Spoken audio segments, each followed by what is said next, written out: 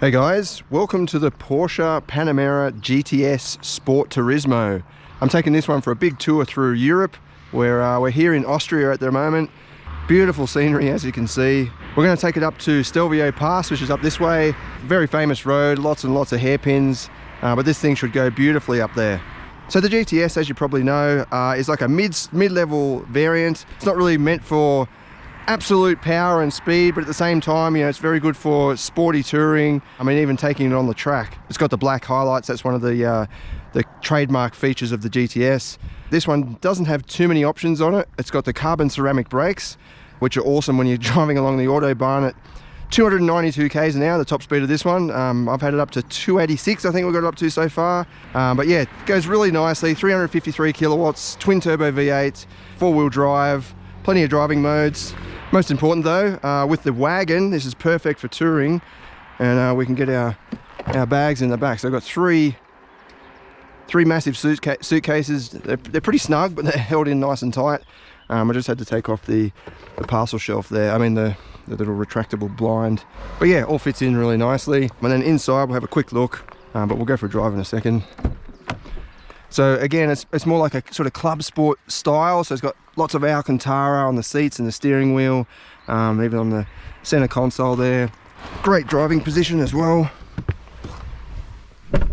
This is the 2022 model, I think, model year 2022. It doesn't have the full digital dash like some of the newer Porsches that are coming out, like the new Cayenne, but it's still, you know, two digital screens there, and you can change what you want to view there as well. But good amount of room. We've got three of us. Two of the other guys are over 6 foot, and there've been no major problems, even in the back. Yeah, great touring car. Like it's perfect for doing this sort of thing. So let's hit the road and see how it goes. So here we are, guys. We're at the bottom end of Stelvio Pass, the Italian side. It is closed further up. We drove with some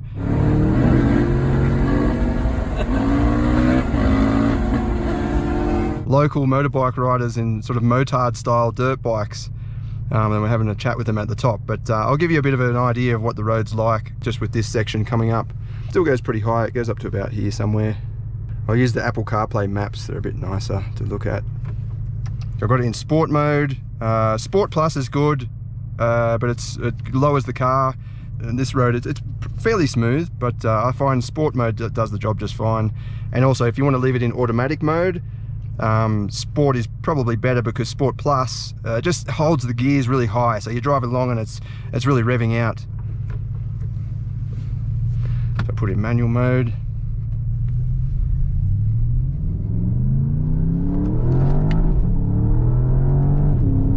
You'll have to excuse all the rattles and stuff in the back because of all of our luggage and so on.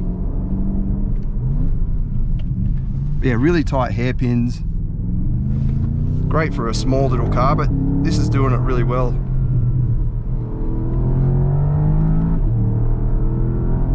Beautiful scenery, of course, too. Go a little bit wide and just look out for cars. Bit of a rock on the ground.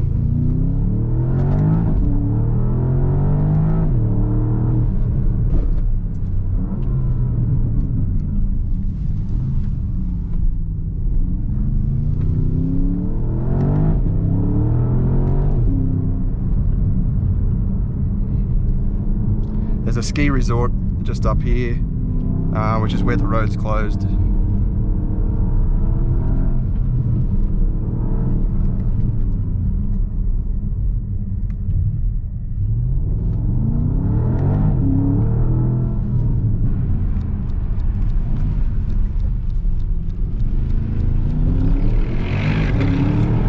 Awesome acceleration, and heaps of grip too, like it hooks up.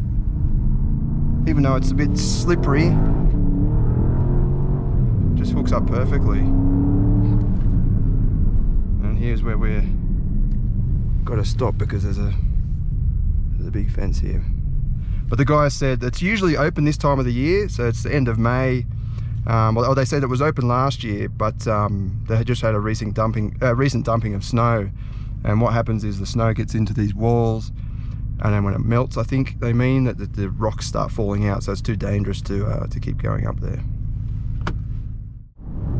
Out on the Autobahn is obviously where this car belongs. It just cruises along. We're going along at 160 at the moment, and yeah, it's just cruising along. The suspension's got two separate modes. I'm looking ahead, so I'll just point the camera down. But you've got two separate sport modes, so that goes into the really firm mode.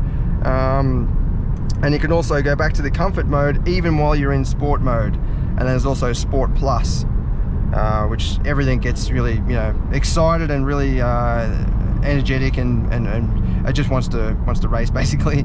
But as you can see, it's blipping down changes, and I find it a bit too aggressive for the road, especially on the highway. You know, the revs are sitting there 3,000 RPM while you're cruising along, which is obviously not great for fuel economy.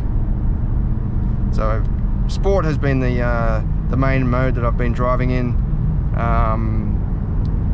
and even the normal mode when we're just cruising along to conserve a bit of fuel.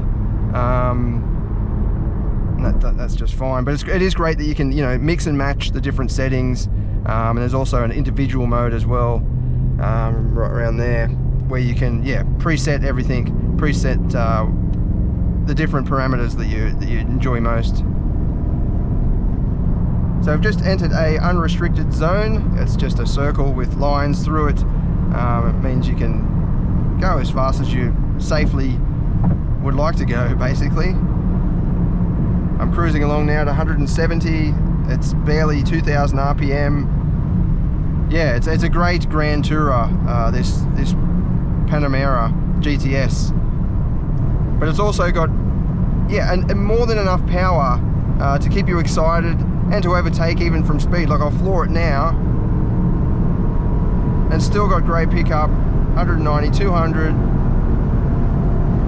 220, no problem at all. And then the carbon ceramic brakes, yeah, if you live in Germany and you're buying one of these cars, definitely tick the carbon ceramic brake option, because you can just slam them on.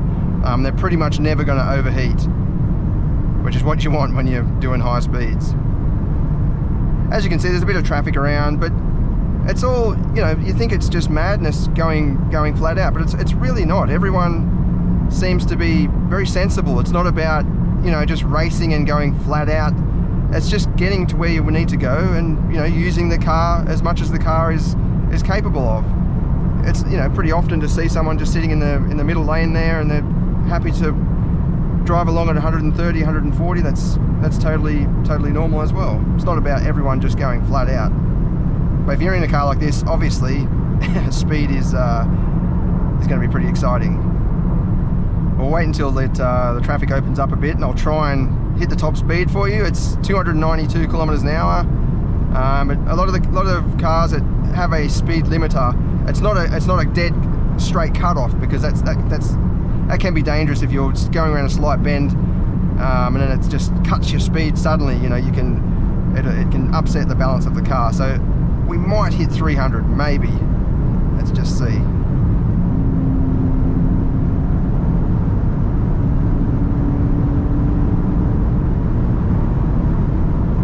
There's 220.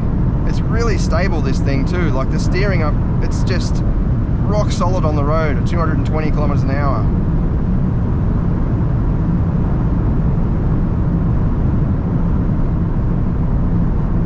It doesn't seem to be affected by the wind crossflow either. There's no sort of buffeting going on. Look at that, it's just completely solid. Built for it. One of the great things about Porsche vehicles is just the build quality. Like, there are no rattles or anything in here, nothing. It's just all rock solid, put together, even at high speed. And that's what you're paying for, really. You know, decades of engineering that's built for this sort of thing. Okay, it's opened up a little bit here, but there's still quite a few cars around. Floor it.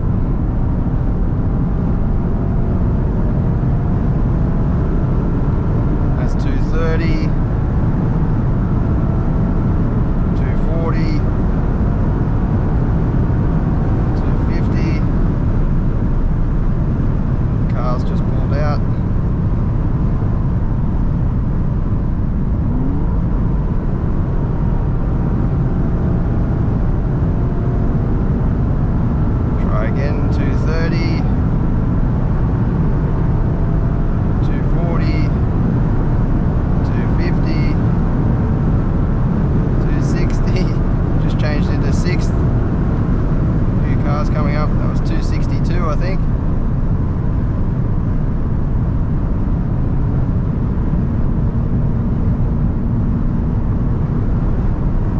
yeah, sometimes I've been driving along in just the standard normal mode, and it gets up to speed just as easily. It just doesn't rev as much.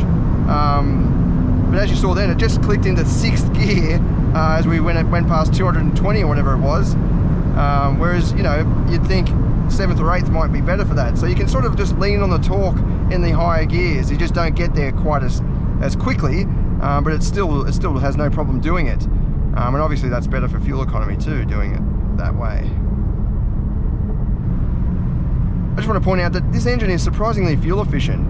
We've been driving mostly on the highway, but not, you know, we've been driving pretty fast, and it's averaging, you can toggle through these different menus on the side here, 11.7 litres per 100 kilometres. That's really not bad at all. For a performance machine like this, one that's quite heavy as well, you know, it does 0 to 100 in 3.9 seconds, although I haven't timed it yet, so we'll verify that with the V-Box. That's awesome fuel economy in my opinion.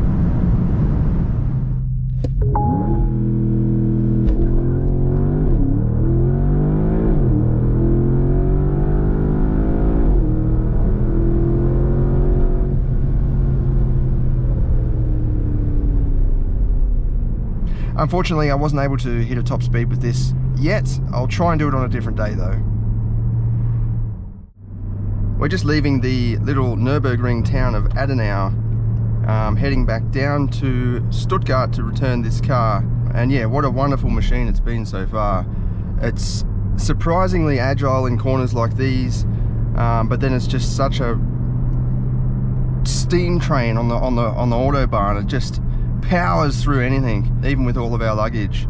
So I can see why the Sport Turismo would be, or should be, the most popular version, just because you can do grand touring and really maximize the use of the wagon space. It's got a beautiful deep bellowing sound, which you don't usually get on European V8s, especially, you know, 4 litre is pretty small capacity for a V8, and they don't really thump. They more sort of just roar, whereas this has got a nice V8 thump to it low down in the RPMs.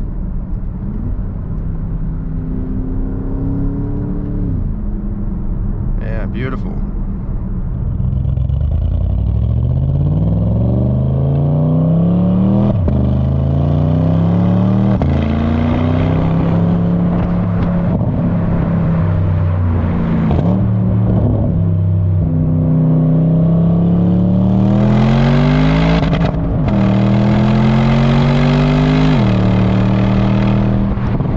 This model does come with air suspension as well that you can raise and lower, and it changes according to what mode you're in automatically. So in sport mode it lowers it down and really hunkers down, but if you want to take it on some light dirt or something like that, if you want to do some camping, you can raise it up a bit, and it will be able to do that to some degree.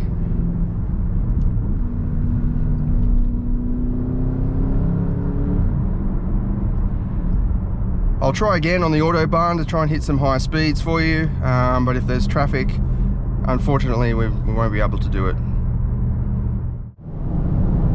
Now we've got a bit of a strip of unrestricted zone here, but I'm not sure if we'll be able to hit the top speed. We're going 180, 190, bit of traffic around.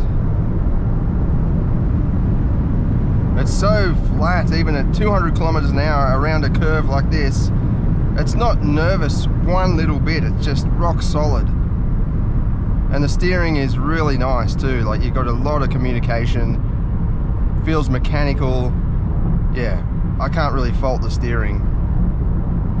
Alright, I'll give it one last go. It's another unrestricted area. Flat to the floor. It's 220, 230.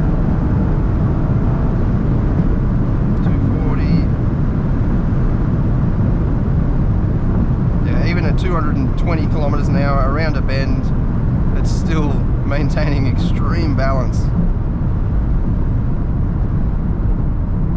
And we're back down to 120.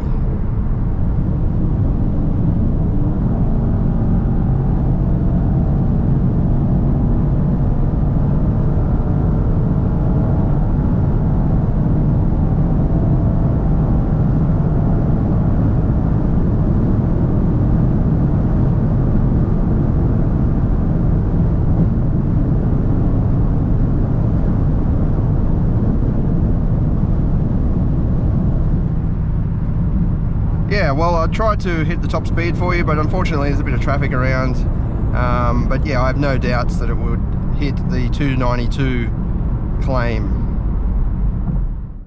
The Porsche Panamera GTS is an awesome grand touring machine.